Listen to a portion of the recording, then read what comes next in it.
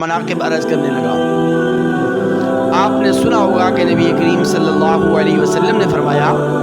کہ جو شخص ہر فرض نماز کے بعد آیت الکرسی پڑھنے کا اہتمام کرے تو اس کے اور جنت کے درمیان فاصلہ صرف اور صرف موت کا رہ جاتا ہے، یعنی ایسا شخص مرتے ہی جنت میں داخل ہو جاتا ہے۔ لیکن نبی کریم صلی اللہ علیہ وسلم نے ایک روایت میں جو جامعہ ترمذی کی روایت ہے، حضرت عائشہ رضی اللہ تعالی عنہا اس حدیث مبارکہ کی راوی ہیں،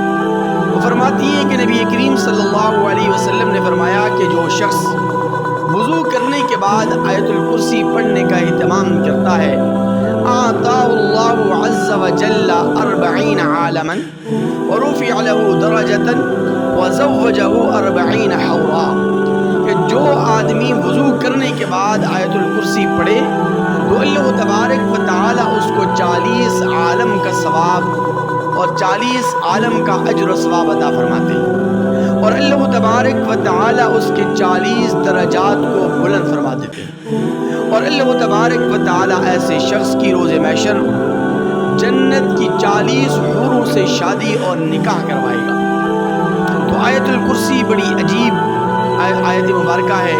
اس کے بے شمار فضائل اور مناقب ہیں۔ اس کو آپ فرض نماز کے بعد بھی پڑھنے کا اہتمام کریں اور وضو کے بعد بھی اس آیت الکرسی پڑھنے کا اہتمام کریں، انشاءاللہ ثم انشاءاللہ آپ کو دنیا و آخرت کے بے شمار فوائد و ثمرات نصیب ہوں گے۔